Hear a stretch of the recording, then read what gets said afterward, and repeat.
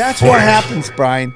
You either play along until it's so beyond obvious. Why? Why do you play along? Because at the highest levels, all this stuff is owned by the same people. No, it's not. Oh, that's beautiful that you say. I want to get to that. Really not. So Sam, who at owns, all. Who owns the media? I love this. Let me hear it. About 5 companies. Who are they? Are they Vanguard and BlackRock? They're at the deepest areas, yeah. They are? Yeah. Okay, good. So let's just talk about your ignorance. Yeah, okay. This is so beautiful. I'm sorry Passive aggressive.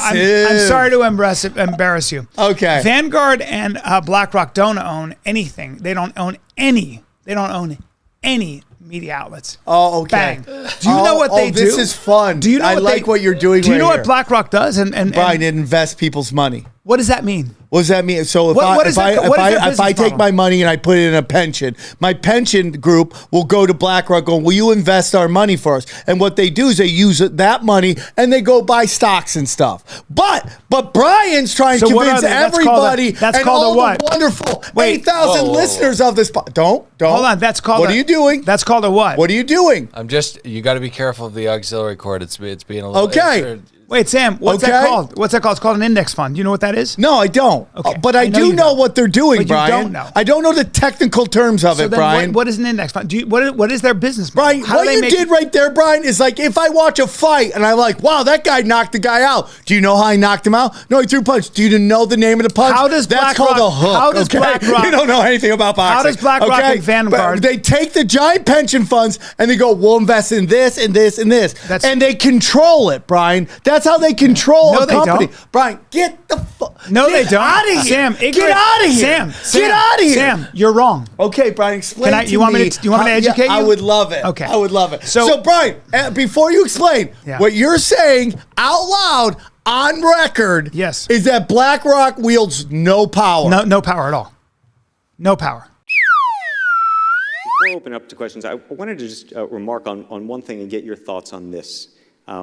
Given that you're retiring from American Express, and given that Melody Hobson was here earlier and really gave a powerful conversation about diversity in the corporate world and across the world more broadly, this I thought was a very depressing fact. When you were named CEO of American Express in 2001, you were only the 3rd African American to run a Fortune 500 company. When you stepped down, later, in a couple months from now, there will only be 3 African Americans in the same position. What has happened? And you spend a lot of time talking to companies now about diversity. But you now make a point of that's an investment criteria for you. Well, behaviors are going to have to change, and this is one thing we're asking companies. You have to force behaviors, and at BlackRock we are forcing behaviors. 54% of the incoming class are women. We added 4 more points in terms of diverse employment this year. And what we are doing internally is if you don't achieve these levels of impact, your compensation could be impacted, okay? We're doing the same thing. And so it's just, you have to force behaviors. And if you don't force behaviors, whether it's gender or race, or just any way you want to say the composition of your team, you're going to be impacted. And that's just not recruiting, it is development, as Ken said. And ultimately, it's still going to take time, but I am just as much shocked as Ken is that we have not seen more opportunities. And we're going to have to force change. And this is why you and your friends are so silly. Bryan, Sam, you're so silly. Let me try to explain how the business model works. It's really simple. So, Bryan, you're saying out loud to other human beings that BlackRock and Vanguard wield no power. 0. Bryan. And you know why? Bryan, you're saying that out loud. It would be against their on business video. model. It is in perpetuity. It would be against their business model. Soundbite. Larry and Ken, I think we agree. How do you force change, though? I mean, Larry, BlackRock has really been on the forefront of the ESG movement within corporate governance and a real leader, and yet change is so slow. So what is, and Ken as well, how do you force change when it is so incremental and so gradual? How do you do something more radical? Have you thought about that? Has the board of American Express thought about more radical things we could do to enhance diversity and inclusion? Well, I could speak about BlackRock's board, but it doesn't come from the board. It comes from it really has to come from the leadership of the firms. And if the leaderships of the firms are not doing the changes, hopefully the board forces that change. And if not, it's going to be the shareholders. Okay, hopefully the shareholders don't have to do it in our vote. But in my last corporate letter, I spoke about it. I would just say something to tie in what you said in the first question related to PR and HR. I hope it doesn't come to I hope it's never part of HR. Because it has to be imbued in the culture of a firm. It has to be talked about, it has to be shown. Behaviors across the entire firm in every region have to be similar. And every citizen of the firm has to understand what is acceptable behaviors and what are unacceptable behaviors. And it's the same linkage about what are the acceptable, responsible behaviors related to building your teams.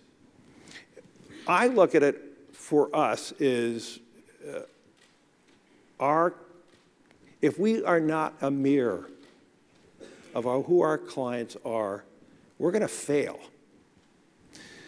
And so here's a big issue. 55% of all wallets are managed by women. I actually believe we are going to have 55% of our citizens to be female, because we're going to be a mirror of our clients. If the African American population of America is 16.2, I expect one day we to be closer to 16.2, and on and on and on. Because if we fail in delivering that reflection, a reflection that has that high quality, consistent delivery. So we have to develop people, not just putting people in places, but developing and getting that done. If we could deliver that, we will continue to drive growth for our shareholders.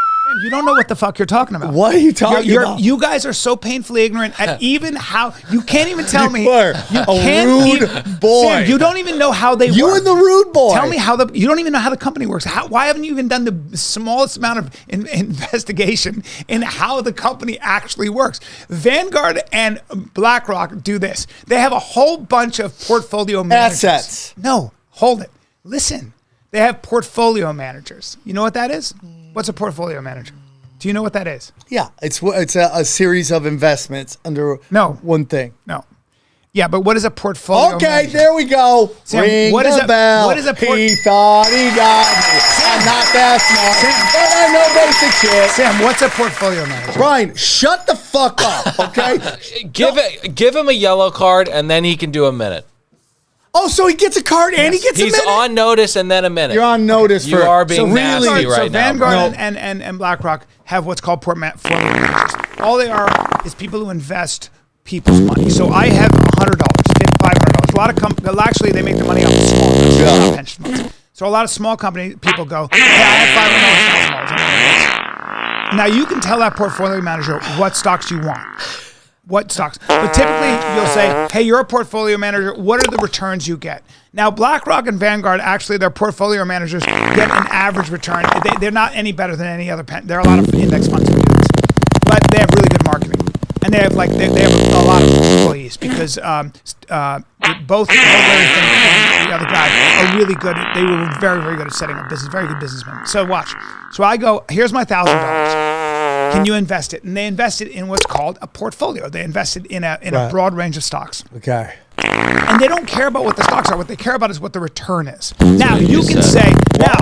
That's what you Now watch. So now they have a lot of different services. I can say to portfolio manager, hey, I only need stocks that are socially conscious. Okay. Right? I can say that. Okay. And then they go, okay, that's done. They go, that's done. So they make their money off a commission and off a percentage. They get a service fee, Sam. That's how they do it. They don't own anything. They get a service fee. Now, if the heads of BlackRock and the heads of Vanguard actually started trying to interfere with another company, the stock market, they would get destroyed. Where they want our money, where they want their money to be placed. Larry, you're also taking a lead role yourself. You even point out that you've identified 244 companies that are making insufficient progress integrating climate risk into their business models. We took voting action against 53. Yes. So you're actually you're doing certain things as an activist, and I'm just wondering whether that's an Joe, appropriate role for you. Would you do it for pro-choice Joe, versus? Go ahead. So let me tell you what we did. In my 2020 CEO letter, we asked for companies to report on TCFD and SASB. And many companies have not moved forward, and that's what we're asking them. We're looking for better transparency in how they are navigating their company, and that's what we're doing. We have not made big, bold changes, but we're asking for better disclosure. And I don't think there's anything wrong about asking for better disclosure across the board. And I think going forward, we are seeing more and more companies doing that. And they're doing it because it's good business for them. The one thing that is very clear in this COVID world that we're living in, beyond the sustainability world, Joe, stakeholder capitalism is only going to become more and more important. And the companies that focus on all their stakeholders, their clients, their employees, the society where they work and operate, are going to be the companies that are going to be the winners for the future.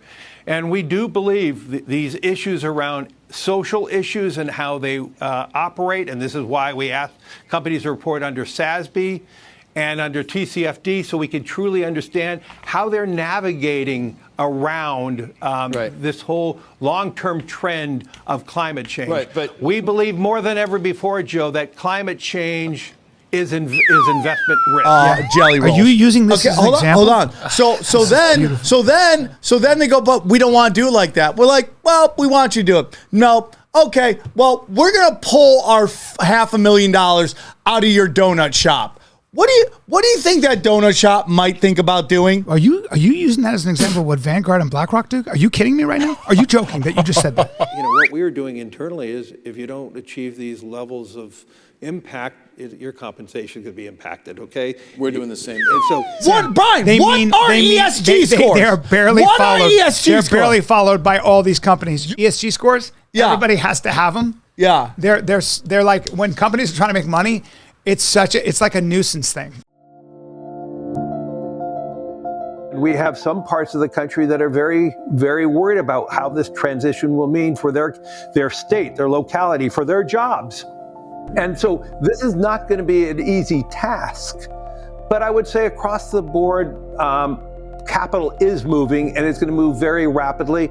And I'm very proud that I can tell you right now, every hydrocarbon company in the United States is now focused on this. Whereas I would say 3-4 years ago, they weren't. They did not believe it. And so we are making change. And I would say we're making more rapid change because of Bill and other people who are expressing this openly. What you're saying right here today on this show, is that BlackRock doesn't manipulate companies through ESG scores. You're so out of your mind. They have nothing to do with delusional. They have nothing to do with. They can't manipulate a company. Brian. But Sam, they can't manipulate companies. Dangerous right now. They can't.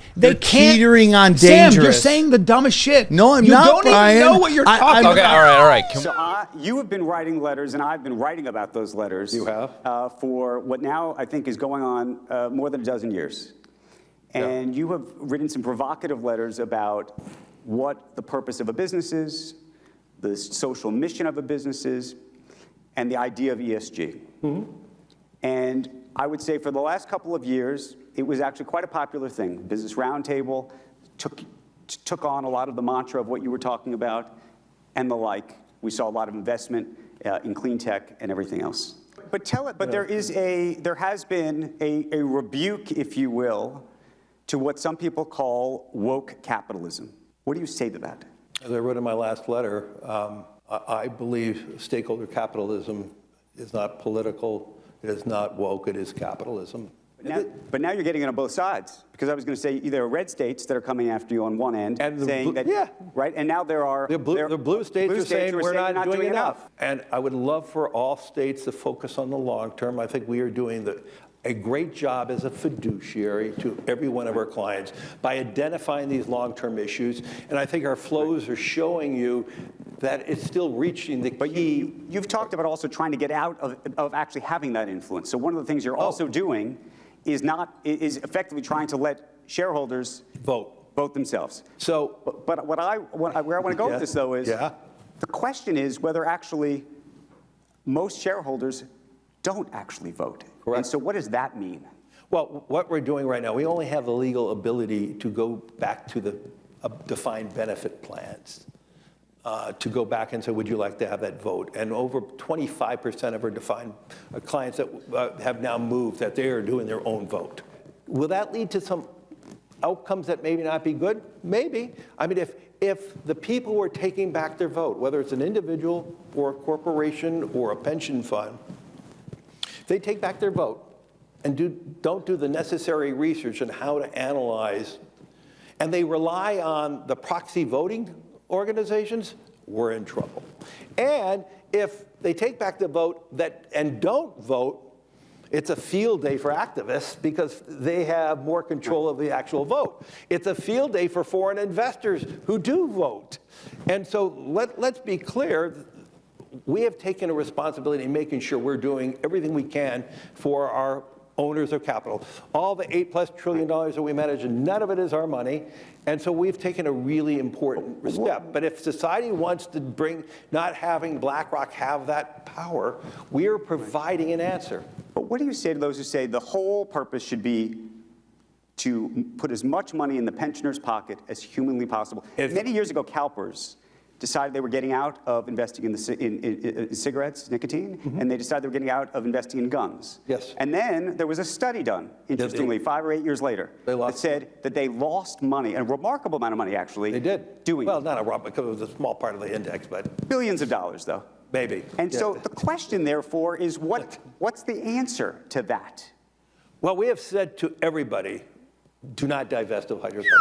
It's not in any way Vanguard or BlackRock. They do not get into, they would never, ever call a company and say, you can't do this. They would never do this. Larry Fink would never call a company and say, hey, you're being bad. Explain this. There was a period of time where I think you had actually pushed Exxon to do some divestitures. And some of those divestitures, no? No. We voted, I mean, the ExxonMobil vote, which was very popular in how that came out. I think your letters have influenced boards in ways that are maybe not even fully appreciated or understood, or maybe that it is understood, and maybe for some reason, for some people, too much. My question is whether you think it's going to shift, whether you feel the shift happening because of the pushback in all sorts of states, not just on the issues of energy, but voting rights, what happened in Florida with DeSantis and Disney. I mean, all of these sort of social issues, what happens? I never wanted my letters to be influential. I wanted my letters to be topical. No, do you not think that Larry Fink is an almost demigod, has an almost demigod-like influence over the financial world? Larry Fink makes a lot of money because he has a very good marketing system and knows exactly how to. He set up a company, but he was and he was one of the first people to the trough. But the bottom line is, Larry Fink hasn't influenced the way a rich person does, but not know what you're doing to yourself right now. Financial infrastructure after COVID by the U.S. government. Wait, that's a very important person. He was tapped to rebuild financial and logistical infrastructure. That has nothing. That's because he knows markets. Bryan. But this is fucking hilarious. But he doesn't have influence that way. Larry Fink is going, here's what I think we should do, and he's going to God have mercy on your soul. You guys need to spend more time understanding how the world works. That doesn't come with influence. Brian. He has God an opinion have that's mercy listened on your to. soul. He has an opinion that's listened to because he's a person of authority because he's exhibited great competence in his career. Fucking Larry Fink has his hand in so many pots that if Larry Fink went down, the whole system will go down. So he's insulated from all of it. Really? He has his hands in all the pots? Oh, he has his hands in a ton of shit. Once again, do you have a shred of evidence on what he even does? Right.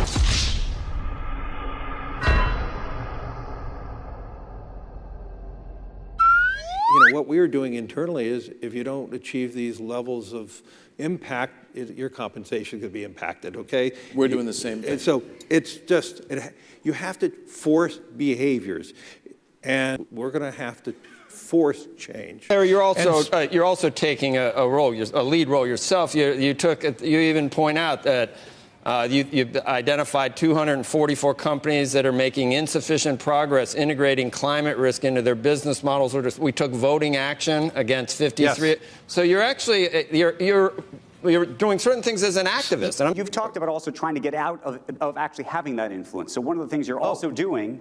But if society wants to bring not having BlackRock have that power, we are providing an answer. Final round. One buzzword that I keep hearing is stakeholder capitalism. And it sounds fancy and it sounds important and it sounds like, hey, it's capitalism, right? It's some new version of, it's where we're all going to be in it together, right? And as we know, we're never in it together. It's them and the rest of us down there. What is this term? Where's it coming from? What's it supposed to mean? And what does it actually mean? I guess is my question. Okay, so stakeholder capitalism is the World Economic Forum word for this. Some other related organizations, including people closely tied to WEF, use the term inclusive capitalism and things like that, because that's sort of the idea they want to promote about the stakeholder capitalism concept, that all different sectors of society will be included instead of just companies generating profits for shareholders. It's the stakeholders have the power. But that, of course, isn't the same as the people having the power, but that's sort of how they want to set this up. Basically, for all intents and purposes, stakeholder capitalism is basically a way of labeling what the World Economic Forum has always done, public-private cooperation, trying to find a way that makes it sound like it's its own economic system. And that's basically what it is. As they describe it, it's stakeholders from this part of the public sector and this part of the public sector, stakeholders from this part of the private sector and this part of the private sector, and stakeholders from these NGOs. And if you ever look deeply into NGOs that are affiliated with these kind of groups, they are more often than not a front for some sort of public entity or intelligence agency or cutout or something like that, or for a private company, a group of private companies, a lobby, or a powerful oligarch, or things like that. So that's really this model, but they're sort of promoting it as, all parts of society will be more active in the economy and in defining the direction of the economy and making decisions on the economy, when really it's about like unelected representatives representing public and private entities on a global scale. That's really stakeholder capitalism, or inclusive capitalism, as it's called by the Vatican, which actually has their Council for Inclusive Capitalism that includes Mark Benioff, who's on the World Economic Forum Board of Trustees, CEO of Salesforce, and the chair of the World Economic Forum's Fourth Industrial Revolution Center, among other things, but also Lynn Forrester de Rothschild, Jeffrey Epstein associate, who now runs Inclusive Capital Partners, is her deal. But it also has the CEOs of MasterCard and Visa, Ernst & Young, some of the biggest companies in finance and accounting, and just the economy in general. So, there are big forces that are pushing for this to be implemented. And it's definitely cause for concern because, obviously for corrupt actors in both the public and private sectors, this is a win for them. It's basically a way to make fascism sound nice. That's how I look at it. Let me get this straight.